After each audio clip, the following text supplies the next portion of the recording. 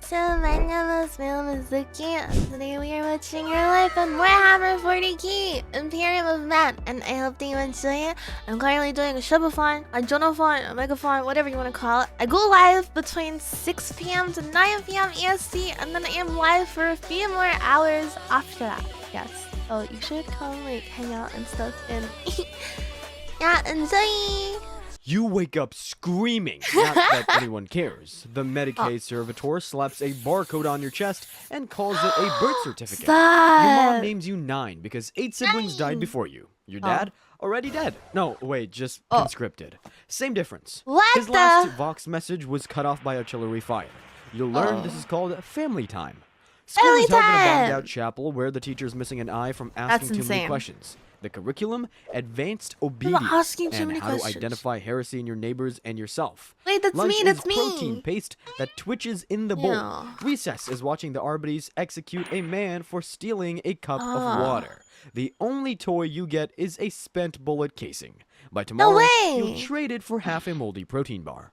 By 6, you can recite the litany of hate but can't spell hope. By 8, you sleep through hive quakes like they're white noise. By 10, they hand you a shovel and assign you to the corpse recycling vats. Your first shift starts at dawn. You'll be dead by noon. Hopefully. The corpse recycling plant's orientation is a single grease-stained slide. Stir or die. Your trainer, a half-rusted servitor with one arm replaced by a meat hook, demonstrates technique by fishing out a skull and dropping it back in. This is considered onboarding. Your job is simple. Stir the human soup, skim the floaters, teeth, belt buckles, the occasional dog tag, and try not to recognize the tattoos. That eagle design, Old Man Henders from Block 7. He gave you candy on Sanguinala. Now he's giving back to the community. The foreman calls this the Emperor's Mercy. You call it a felony in any sane universe. Lunch break is 6 minutes to choke down a protein brick that tastes like regret and broken promises. The water ration smells like a boot, but you drink it anyway. Dehydration turns your piss orange, and you can't afford a trip to the Medicaid. The trick is disassociation. By week 2, you've perfected the vibe check out technique, staring blankly into the nutrient slurry while mentally reorganizing your trauma like a Pinterest mood board. That one's for childhood neglect, that one's for liquefying Old Man Henders. The foreman mistakes this for exceptional focus and brings you a pamphlet that says, "Congratulations, hero, in what you hope is rust." The factory was hell, but at least it came with dental. The guard just gives you more ammo and a prayer that this bullet has your name on it. Turns out the guard doesn't train you, it conditions you, like a grox being prepped for slaughter. That congratulations hero pamphlet? Lies. Your drill sergeant, a human-shaped brick with a voice box where his soul should be, greets you by throwing a live grenade into your squad and screaming, "Lesson 1, failure has consequences." Holy shit. The Medicaid bills you for the shrapnel removal. Your last gun is older than the heresy and twice as likely to jam. The manual is 1 page smeared with what you hope is oil. Step 1, point away from valuable allies, if any. Live fire exercises mean dodging the commissioner's bullets while he tests your reflexes. Team building means digging graves to the corpse There's so much. Friendly fire awareness course. You ask when you learn actual tactics. The sergeant laughs so hard he voids his pension. Remember that vibe checkout technique from the factory? Perfect it here. Disassociate through beatings. Disassociate through nutritional rations. A brick of something that squeaks when bitten. Disassociate when they hand you dog tags stamped with someone else's name. Squeaks? Graduation is a multiple choice test. A, charge the enemy. B, die for the emperor. C, all of the above. You pass. Your reward, a fresh uniform, stained. Extra ammo, rations open in case of existential dread, and a one-way ticket to a war zone even the orcs call unnecessarily brutal. The factory at least pretended you mattered. The guard doesn't bother. First lesson of war, you've always been cannon fodder. The only difference now is you're issued a gun. The war zone smells like someone tried to barbecue a mortar pool. Your strategic briefing is a crayon map with "shoot here" scrawled over what might be a tree or a tank. That's funny. The commissar's pep talk. The good news is, the enemy's low on ammo. The bad news? No way! So are you. Your first firefight lasts 3 days, or 3 minutes. Time gets weird when you're dodging artillery that may or may not be yours. The Vox screams conflicting orders. Advance, retreat, stop shooting the Medicaid. You manage to land a shot, but that's someone who already self-deleted, but they don't know that and promote you for a confirmed kill. Between battles, you develop a talent for trench cuisine. Ration bricks, now with 200% more sawdust, the crunchy variant. Local flora. If it doesn't eat you first, it's salad. Regimental mascot. A rat named Lunchmeat you're too soft to eat. The only thing better than your squad's morale is the Munitorum clerk processing your pay. Turns out hazard bonus is Imperial for, we'll Wenmo you later. Spoiler, they won't. When you complain, the quartermaster shrugs. They won't. Could be worse. Last squad got paid an exposure. You don't ask exposure to what, but the charred boots in the supply tent give you a hint. Just as you're perfecting a sleep standing up grind set, a shadow falls over you. Black armor, crazier eyes. The Inquisition's here, and they've got kind a of great looks opportunity. Doesn't he look like that one guy from the anime Overlord? Their recruitment pitch? We've got flamers for heretics, cookies for you, and flamers for you if you ask about the cookies. The cookies turn out to be the communion wafers from a condemned heretic's last meal. Crunchy, says the Inquisitor. Interesting. Mostly bone. You sign anyway, at least the robes come with pocket. The Inquisition enthusiasm and zero regard for property values. One day you're licking protein paste off your gauntlet. Their recruitment pitch? We've got flamers for heretics, cookies for you, and flamers for you if you ask about the cookies. The cookies turn out to be the communion wafers from a condemned heretic's last meal. Crunchy, says the Inquisitor. Mostly bone. You sign anyway, at least the robes come with pocket. The Inquisition finds you the way cancer finds healthy cells, with enthusiasm and zero regard for property values. One day you're licking protein paste off your gauntlets, the next you're torching a village because someone mispronounced Aquila. The paperwork calls this heresy prevention. You call it arson with benefits. Here's the open secret nobody talks about. Arson with benefits is so funny. The Golden Throne isn't a divine wonder, it's the galaxy's worst Kickstarter project.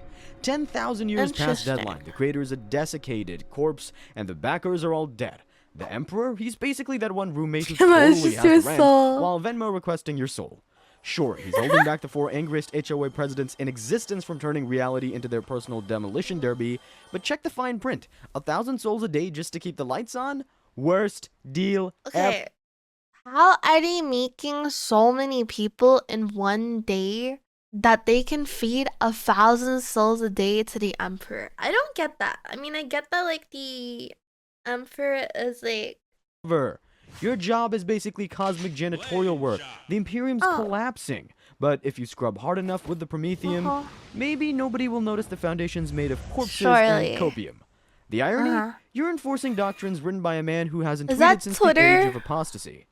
The Lectitio Divinitatis reads like a terms of service nobody read.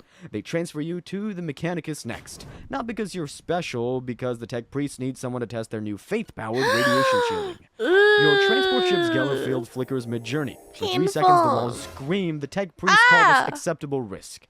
And as the sanctified Geiger counter ticks like a prayer bead, you realize the Imperium runs on 3 things. Blind faith, dead men, and the desperate hope that tomorrow won't be worse than today. Spoiler, that's it always like really is. relatable. The Mechanicus possesses you like a defective cog. One minute you're Inquisition fodder, the next you're strapped to a diagnostic altar, while tech priests debate whether your pain screams are holy binary. Turns out the omnicized faith has fine print. Blessed are the broken, for they generate service fees. The machine spirit is always right, even when it's murdering you. The tech priests refuse to repair your las gun until they've appeased its machine spirit with 12 hours of binary chanting. It's a tube with a trigger. What the frick is binary Your training chanting? involves testing radiation shields by standing in a glow-in-the-dark closet while priests chant at a Geiger counter. When your skin peels, they call it divine abrasion and upgrade you to bionic. The surgery takes 6 hours of liturgical screaming. The anesthesia is a single hymn titled Suffering's Prayer. You wake up with a new eye that sees every wavelength but can't unsee the truth. The Golden Throne isn't failing, it's running on 10,000 years of duct tape and prayer. The Mechanicus just keeps hitting snooze on the apocalypse. Your augmetic whirs, the tech priests nod, somewhere a toaster dings. The machine cult continues its sacred duty, pretending any of this works. The whispers start the moment your augmetic eye glitches. At first, you blame machine spirits until the blood droplets in your vision form words. Turns out the warp has HR reps, and they're very motivated to poach Imperial talent. First contender, Korn. The god of rage, skulls, and terrible office culture. I remember these guys. They're the guys from the little warp in the system. See, I learned. Tired of dying for a corpse? Die for glory instead. Perks? Anger is now your job description. Mandatory acts. Health plan covers sharpening. Team building. Skull bowling every Blood Friday. Next slide. Skull bowling! The grandfather of plagues. I know. Despair and surprisingly good benefits. Okay, you guys said Nurgle is like the best guy out of like the warp. But look at him! Does he look like the best guy? I don't know. He's like the disease giver. Is that really the best you can do? Actually, now that I think about it, yeah, maybe he is. Why fight decay when you could embrace it? Perks. Lifetime employment. Literally, you stop dying. Free microbiome upgrade. 600% more tentacles. Work from anywhere. Your body is the office now. Ew. Then comes Zinch, the architect of schemes, backstabbing Yeah, that and guy with corporate the ladder million climbing. eyeballs. Pitch, promotion guaranteed. Title may include screaming horror. Perks, unlimited career paths, all involve tentacles. Company retreats in the warp, all expenses paid. Flexible scheduling, your shifts will occur in 37 different timelines simultaneously. Free identity theft protection, because we'll steal yours. The catch, signing means eternal damnation. Your skin becomes optional. That one coworker literally stabs you in the back. And finally, Slanesh. The muse of excess, HR violations, and mandatory fun. She's like the max. She's like the peak succubus that every guy would want. I'm joking. Don't come for me. I'm joking. Unlimited overtime and pleasure centers. Perks, your pain is productivity. Endless performance reviews. Company retreats in the palace of pleasure. BYOB. I thought you were gonna own spank bones. him. Catch, your soul severance package is eternal screaming in stereo. Your wing options when the Inquisition crashes through the wall. Turns out they monitor all heretical career opportunities. Whoops. The Inquisition's heresy intervention leaves you two choices. Death by flamer or death by Tau PowerPoint presentation. You dive through a stained glass emperor, lord, and land at the feet of a very confused blue guy holding a pamphlet titled The Greater Good. Your suffering is optional. The Tau are like if a commune ran a tech startup. Healthcare that doesn't involve corpse starch. Revolutionary. Weekends. The Imperial called these brief pauses between deaths. 1. Free crisis suit. Batteries not included. Surrender your soul to the ethereal. Batteries not included. Must wear the blue pajama uniform without laughing. Not when they call humans monkey. It's like Karen, but galactic. Pretend their mind science isn't just psychic spam mail. The Tau seem nice, but you've seen the propaganda reels. Xenos equals bad, even the cute ones. The Imperium would virus bomb this planet just for talking to them. Just as you're signing anything to escape the Inquisition's wellness checks, an orc kicks down the door. Orcs in 5 seconds. Green, loud, and confused why war isn't a group hobby. Guys. Currently repurposing the Tau's diplomacy shuttle into a boom wagon. Recruitment pitch. We got DACA, you got a pulse, welcome aboard. Then the Eldar show up. Because of course they do. Eldar in 5 seconds. Space elves who peaked 10,000 years ago and won't shut up about it. Dramatic. Teleports in, sighs, says, this is why we can't have nice things. Already leaving because your suffering is too pedestrian for their aesthetic. What? That's so funny. What the heck? Erupts, you realize the real greater good was the ship you stole to get the hell out of here. Aw, the rat is back. I love him. You finally make it back to Terra, just in time for the galaxy's worst board meeting. The High Lords, think cosmic middle managers, are debating whether Wingdings is an appropriate font for the End Times memo when Rabute Gilliman storms in. Who's Gilliman? Imagine if a demigod CEO from ancient Rome woke up after a 10,000-year nap to find his company now runs on blood sacrifices and XL95. He's one of the Primarchs, superhuman warlords, the Emperor, your boss. One of the Emperor's sons, back right? in the day. Half went traitor, the rest died tragically useless deaths. Classic nepotism. Gilliman takes one look at Terra's books and screams, tragically useless deaths. Classic nepotism. Gilliman takes one look at Terra's books and screams, why is the budget 90% skulls? Why is panic, it? The Golden Throne's life support beeps like a dying smoke alarm set to eternity. The custodians, those golden himbo bodyguards, are too busy polishing their abs to reboot the system. As Terra implodes, Gilliman's orders for some human batteries to be round up. The Mechanicus starts lotto drawing names. The Custodies end up volunteering you for divine promotion? Their words, not mine. Your prize? A golden collar and a front row seat to the Golden Throne's dying sparks. Turns out, Supreme Divine IT Guy means human battery. They hook you into the Emperor's corpse grid alongside 999 other poor bastards. The Tech Priest whispers, don't worry, you'll power humanity's light for centuries. The lie detector determined that was a lie. You last 3 days. Your soul isn't eaten, it's final. Processed, recycled, like corpse starch for the cosmos. As you dissolve, you finally see the big picture. The High Lords are arguing over your energy output. Gilliman is yelling at a spreadsheet. Somewhere, a newborn screams as a servitor stamps its forehead. And the Imperium continues.